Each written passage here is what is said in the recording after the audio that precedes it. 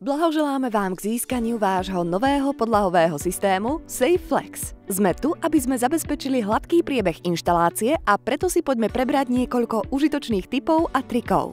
Začnite tým, že si vytlačíte dokument s vlastným rozložením, ktorý vám poskytol váš obchodný zástupca. Mal by sa podobať tomu, ktorý je zobrazený tu.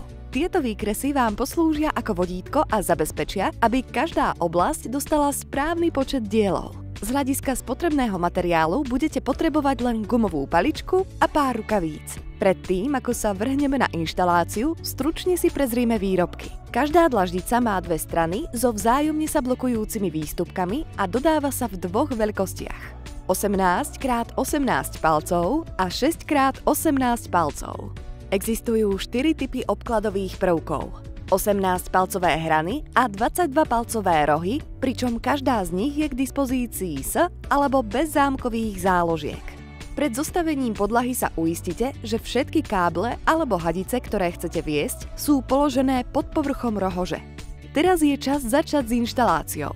Začnite každú plochu v ľavom hornom rohu, pričom blokovacie výstupky sú umiestnené na 3. a 6. hodine. Tento krok je rozhodujúci pre bezproblémovú inštaláciu, pretože zabezpečuje, aby sa dlaždice dali ľahko spojiť a aby bol odkrytý správny blokovací výstupok pre vaše okrajové a rohové diely.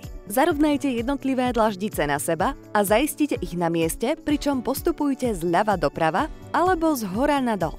Keď sú všetky dlaždice na mieste, pripevnite ozdobné prvky podľa pokynov v dokumente s vlastným rozložením. V závislosti od konkrétnej oblasti môže byť potrebné niektoré dlaždice alebo hrany orezať, aby dokonale zapadli na mieru. Podrobné pokyny k tomu nájdete v našom videu o rezaní. Gratulujeme!